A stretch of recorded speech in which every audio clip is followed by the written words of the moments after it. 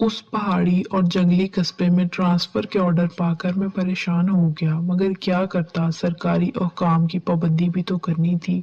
इसलिए मैं ना चाहते हुए भी कस्बे में जा पहुंचा। मैं यहाँ पहुंचा तो मुझे ये इलाका बहुत खूबसूरत लगा। चारों तरफ बुलंदो बाला पहाड़ थे। इन पहाड़ों में खाइयां भी थी, जंगली जानवर और मुख्तलिफ किस्म के पौधे थे।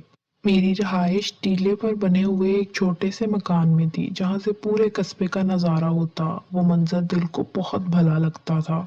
रात का खाना खाने के बाद अमूमन मैं चहलकदमी के लिए इधर उधर निकल जाता, कभी अकेला होता और कभी दोस्तों के साथ। कभी तो जल्दी वापस आ जाता था और कभी रात गए वापसी होती। वो दिसंबर के आखिरी हफ्ते की सर्द शाम थी। मैं अकेला ही घूमने निकल गया था।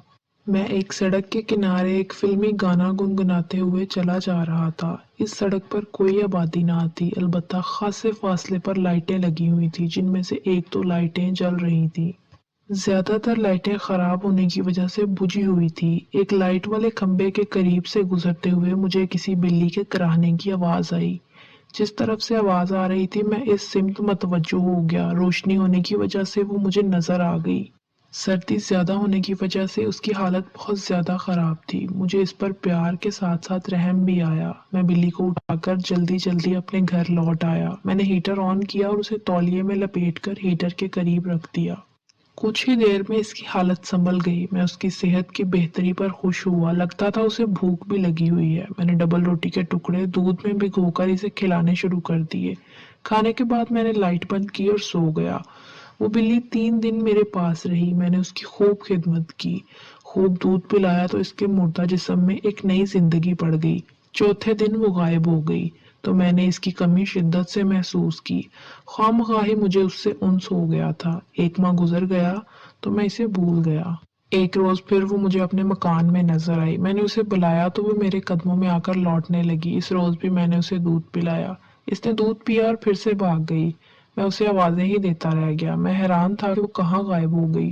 मुझे इसकी आंखें बहुत प्यारी लगी थी। उनमें अजीब सी कशिश थी। लगता था जैसे उसकी आंखें गहरा नीला समंदर है, जिनमें डूबने को जी चाहता है। ये सिलसिला 6 माह तक चलता रहा। अब वो बिल्ली बड़ी हो गई थी। एक रोज मैं गनूदगी के आलम में था कि एक निहायत ही खूबसूरत खुशबू मेरे कमरे में फैल गई। ऐसी खुशबू इससे पहले मैंने कभी महसूस ना की थी। मैंने फौरन आंखें खोल दी ताकि देख सकूं कि ये खुशबू कहाँ से आ रही है।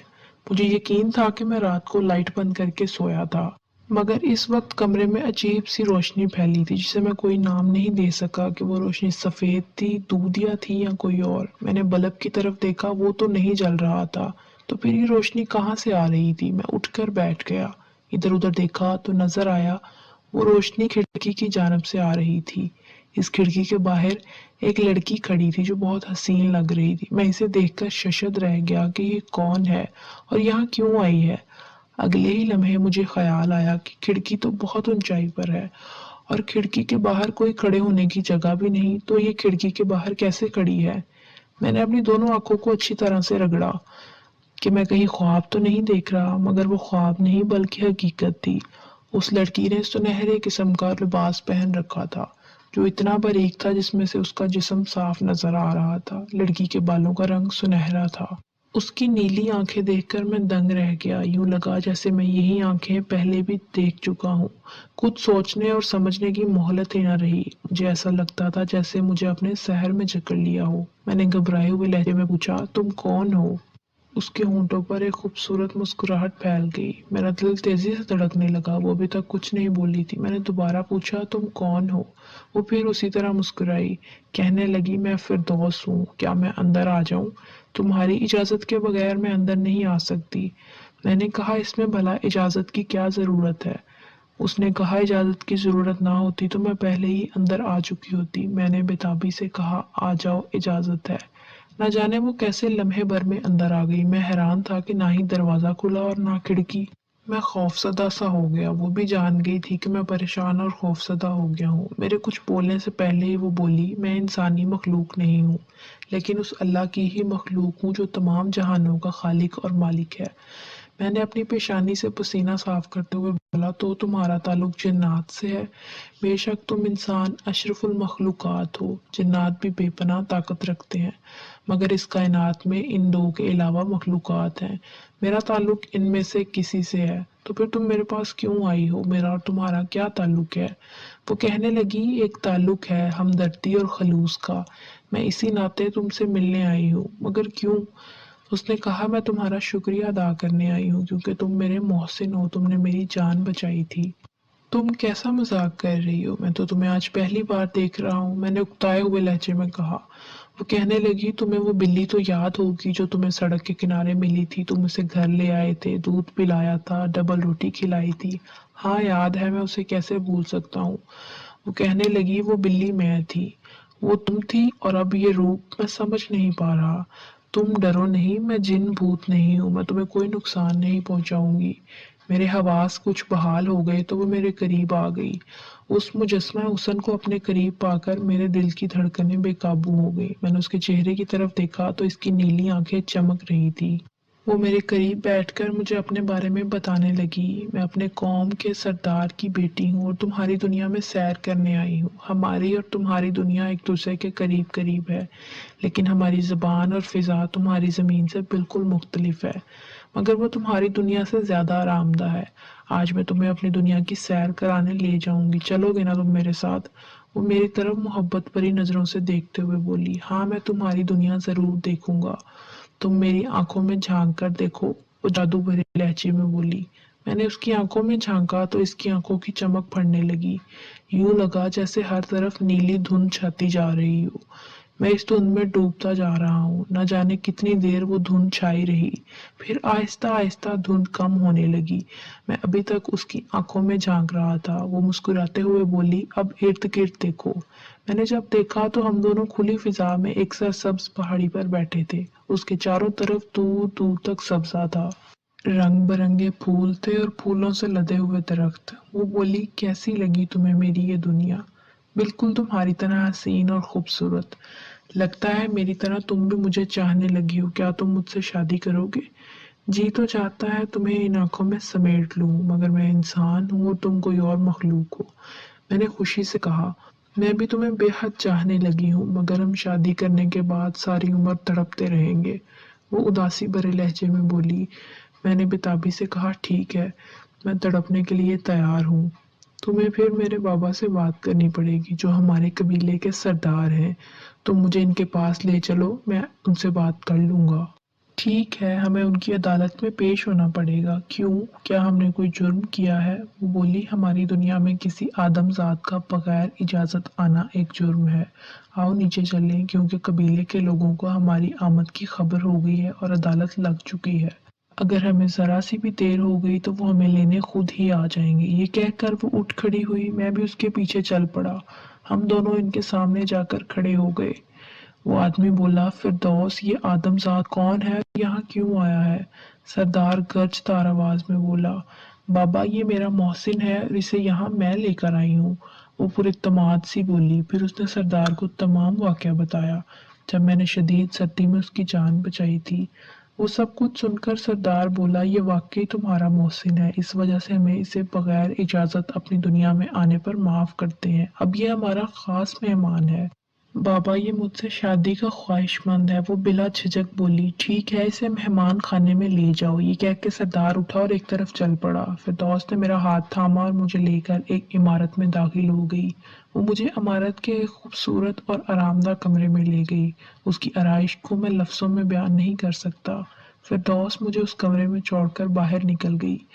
मैं कमरे की खूबसूरती में खोया हुआ था कि एक हसीन लड़की कमरे में दाखिल हुई। उसने सफ़ेद लिबास पहन रखा था। वो बोली, मुअज़्ज़िज़ मेहमान, गुस्ल कर लीजिए। ये कहकर वो मुझे एक बहुत बड़े गुस्ल खाने में ले गई। वो मुझे खुद गुस्ल करवाना चाहती थी, मगर मैंने उसे मना कर दिया और इसके जाने के बाद मैं खुशबूदार तालाब में उतर गया। मैं गुस्ल करके वापस कमरे में आया तो उस जैसी दो और लड़कियां कमरे में कालीन पर दस्तरखान बिछाकर उस पर बर्तन लाकर रखने लगी। वो एक बहुत बड़ी दावत का खाना था जो कई लोग खा सकते थे, मगर वो दस्तरखान सिर्फ मेरे लिए था। میں نے اپنی دنیا میں اتنے مزیدار کھانے کبھی نہ کھائے اور نہ ان کے بارے میں کبھی سنا تھا۔ کھانے کے بعد مجھے نہایت خوشبودار قہوہ پیش کیا گیا۔ کھانے اور قہوہ پینے کے بعد مجھ پر عجیب سی غنودگی طاری ہونے لگی کہ ایک اچانک خادمہ آ گئی اور کہنے لگی، معزز مہمان، آپ کو یاد کیا جا رہا ہے۔ میں اس خادمہ کے پیچھے چلتا ہوا ایک بہت بڑے ہال میں پہنچ گیا۔ اس ہال کو بڑی خوبصورتی سے سجایا گیا تھا۔ ایک طرف ایک بڑا سا پردہ لگا تھا، بالکل ایسے جیسے سینما گھروں کی اسکرین ہوتی ہے۔ ایک طرف سٹیج بنایا گیا تھا جہاں پر ان کا سردار درمیان میں ایک بڑی اور شاہی طرز کی کرسی پر بیٹھا تھا۔ اس کی دائیں طرف والی کرسی خالی تھی، جبکہ بائیں طرف کرسی پر فردوس دلہن کے روپ میں بیٹھی تھی۔ سٹیج پر رکھی گئی دیگر کرسیوں پر قبیلے کے معزز لوگ بیٹھے تھے۔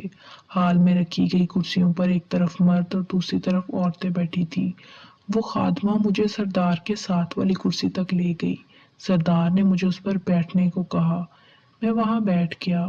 انہوں نے نکاح خواہ کو بلایا، وہ بھی سٹیج پر آ کر ایک کرسی پر بیٹھ گیا۔ سردار نے اسے مخاطب کر کے کہا، محترم شروع کیجئے۔ انہوں نے میرا نام پوچھا، پھر والد کا۔ وہ سب کچھ ایک رجسٹر میں لکھتا جا رہا تھا۔ پھر اس نے مجھ سے ایک بار کہلوایا، تمہیں فردوس اختر؟ سردار استجابت، قبول ہے۔ میں نے کہا، قبول ہے۔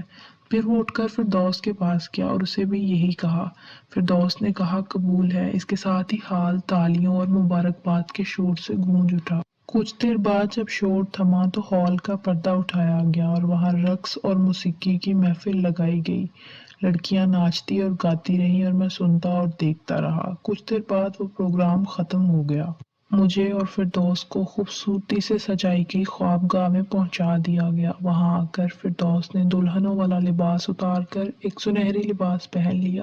اس وقت اس کا حسن قیامت ڈھا رہا تھا۔ اس خوبصورت خوابگاہ میں نہ جانے کتنا وقت گزر گیا، کتنے دن اور کتنی راتیں مجھے نامعلوم تھا، کیونکہ ہم دونوں اس خوابگاہ سے باہر نہیں نکلے تھے۔ ہمیں ہر آسائش اور ضرورت وہاں ہی مل جاتی تھی۔ میری دنیا صرف فردوس اور اس خوابگاہ تک ہی محدود ہو کر رہ گئی تھی۔ مجھے صرف فردوس یاد تھی، اس کے علاوہ کچھ بھی نہیں۔ ایک دن فردوس بولی، اب آپ کے جانے کا وقت ہو گیا ہے۔ میں نے کہا، کہاں جانے کا؟ واپس اپنی دنیا میں جانے کا۔ اب تم اور میں کبھی نہ مل سکیں گے۔ نہیں، ایسی باتیں نہ کرو، میں اب یہیں رہوں گا اور اپنی دنیا میں واپس نہیں جانا ہوگا۔ ہماری اس دنیا کا یہی قاعدہ اور قانون ہے، یہاں کوئی آدم زاد آ ہی نہیں سکتا، اور اگر آ جائے تو زندہ واپس نہیں جا سکتا۔ تم خوش قسمت ہو کہ میری پسند ہو، میرے شوہر بھی ہو، اس لیے زندہ ہو۔ تمہاری بہتری اسی میں ہے کہ تم واپس چلے جاؤ، ورنہ تم زندہ نہ رہ پاؤ گے۔ اس سلسلے میں تمہاری کوئی مدد نہیں کر سکوں گی، لیکن میں نہیں جاؤں گا فردوس، کیونکہ اب تم میری بیوی ہو اور میں تمہارے بغیر نہیں رہ سکتا۔ تم نے مجھے محبت کے اس رنگ اور شدت سے روشناس کرایا ہے کہ مجھے اب اپنی دنیا کی کوئی بھی چیز اچھی نہیں لگے گی۔ میں نے یقین سے کہا۔ وہ کہنے لگی، بیکار کی ضد چھوڑو۔ وہ التجائیہ لہجے میں بولی، ٹھیک ہے، میں یہاں نہیں رہوں گا، مگر تمہیں بھی میرے ساتھ جانا ہوگا۔ وہ کہنے لگی، میں تمہیں کیسے سمجھاؤں، یہ ناممکن ہے، کیونکہ تمہاری اور میری ملاقات کبھی نہیں ہوگی، ہوگی تو صرف اگلے جہان میں۔ وہ رو رہی تھی۔ میں اب کبھی تمہاری دنیا میں نہ جا سکوں گی اور نہ ہی تم سے مل سکوں گی۔ پھر میں اپنی دنیا میں جا کر کیا کروں گا؟ مجھے یہاں ہی مر جانے دو۔ میں نے ہمت ہارتے ہوئے کہا، یہ بھی نہیں ہو سکتا، اگر تم یہاں رہ بھی گئے تو ہم تمہیں تمہاری دنیا میں پھینک آئیں گے۔ آؤ میرے ساتھ۔ کہاں؟ اسی پہاڑی پر جہاں ہم پہلے ملے تھے۔ میں اس کے ساتھ چلتا ہوا اسی پہاڑی پر آ گیا۔ میں نے نیچے آبادی کی طرف دیکھا تو فردوس کے قبیلے کے لوگ ایک جگہ جمع تھے اور ہم دونوں کی طرف دیکھ رہے تھے۔ وہ مجھ سے کہنے لگی، اب تم اپنی دنیا میں جاؤ گے، ورنہ میرے قبیلے کے لوگ قیامت مچا دیں گے۔ ٹھیک ہے، مجھے تمہاری جدائی اب سہنی ہی پڑے گی، بس تم یہ سمجھ لینا کہ جیسے کچھ ہوا ہی نہ ہو۔ ہاں، ایک بات اور یاد رکھنا، اپنی دنیا میں جا کر کسی عورت سے شادی مت کرنا، ورنہ نقصان اٹھاؤ گے۔ یہ کہہ کر وہ میرے قریب آ گئی اور اداسی بھرے لہجے میں بولی، میری آنکھوں میں دیکھو۔ میں اس کی گہری نیلی آنکھوں میں دیکھتا گیا تو دیکھتا ہی رہ گیا۔ پھر نیلی دھند میرے چاروں طرف پھیلنے لگی اور میں اس دھند میں ڈوبنے لگا۔ میں نے فردوس کو پکڑنے کے لیے ہاتھ پاؤں چلائے، مگر وہ نہ جانے کہاں چلی گئی۔ میں خلا میں ہاتھ پیر مارتا رہا، پھر آہستہ آہستہ دھند چھٹنے لگی۔ مجھے ہوش آیا تو میں اپنے کمرے میں تھا اور شدید بخار سے تپ رہا تھا۔ چند لمحوں بعد میں پھر بے ہوش ہو گیا۔ میں 3 ماہ بیمار رہا، مجھے عجیب قسم کا بخار ہو گیا تھا، ڈاکٹروں کی سمجھ میں اس کا علاج نہیں آ رہا تھا۔ دن بدن میں کمزور ہوتا جا رہا تھا، مجھے فردوس اب بھی یاد آتی تھی، لگتا تھا وہ سب خواب تھا مگر نہیں، اتنا بھرپور اور مسلسل خواب وہ حقیقت تھی۔ فردوس سے جدائی کا دکھ میرے اندر کروٹیں لینے لگا، میں اس کے بغیر اداس رہنے لگا۔ 3 ماہ بعد میں تندرست ہو گیا، آہستہ آہستہ میری کمزوری دور ہوئی۔ 1 سال بعد میری صحت اچھی ہو گئی، جیسے پہلے تھی۔ اس کے ہمراہ گزارے ہوئے لمحات میں بھول نہ پایا تھا، وہ میری زندگی کا حصہ تھے۔ میری تبدیلی اب اپنے شہر ہو گئی تھی۔ گھر والوں کو میری شادی کی فکر تھی، جبکہ میں شادی نہیں کرنا چاہتا تھا، کیونکہ میں فردوس سے شادی کر چکا تھا۔ میں اس کے علاوہ اب کسی کا تصور ہی نہیں کر سکتا تھا۔ میں گھر والوں کو بھی شادی کے بارے میں نہیں بتانا چاہتا تھا، کیونکہ میں جانتا تھا میری اس بات پر کوئی یقین نہیں کرے گا، بلکہ مجھے پاگل سمجھیں گے۔ اس لیے میں نے کسی کو بھی نہ بتایا کہ میں ایک دوسری مخلوق سے شادی کر چکا ہوں۔ گھر والوں کے بے حد اصرار پر مجھے ہتھیار ڈالنے ہی پڑ گئے۔ سعدیہ میری بیوی بن کر آ گئی۔ سعدیہ میرے قریبی رشتہ داروں میں سے تھی، پوری برادری میں اس جیسی حسین لڑکی نہ تھی۔ میں اسے پسند کرتا تھا، مگر فردوس سے ملاقات ہونے سے پہلے اب مجبوراً مجھے اس کے ساتھ زندگی نبھانی تھی۔ وہ ہماری سہاگ رات تھی، ارمانوں اور امنگوں بھری رات۔ اس رات مجھے فردوس بہت یاد آئی، اور ساتھ ہی اس کے آخری الفاظ بھی کہ اب شادی نہ کرنا ورنہ نقصان اٹھاؤ گے۔ مگر میں نے یہ باتیں بھلا کر آگے بڑھ کر سعدیہ کا گھونگھٹ الٹ دیا۔ میں نے سعدیہ کو انگوٹھی پہنائی اور پھر محبت کی دنیا میں کھو گئے۔ وہ رات میرے اور سعدیہ کے ملن کی پہلی اور آخری رات ثابت ہوئی۔ سعدیہ نے مجھ سے طلاق لے کر کسی اور جگہ شادی کر لی، کیونکہ میں مردانہ صلاحیتوں سے محروم ہو گیا تھا۔ شاید اسی نقصان کا ذکر فردوس نے کیا تھا۔ میں اب تنہا جی رہا ہوں، فردوس کی یادوں کو سینے سے لگائے۔ میں اب بھی اسی آس اور امید میں ہوں کہ شاید حسن کی دیوی کبھی مجھ پر مہربان ہو جائے۔ میں نہیں جانتا کہ فردوس کون تھی، اس کا تعلق کس دنیا سے تھا، وہ مجھ پر کیوں مہربان ہوئی اور مجھے کس جرم کی پاداش میں مردانگی سے محروم کر دیا گیا۔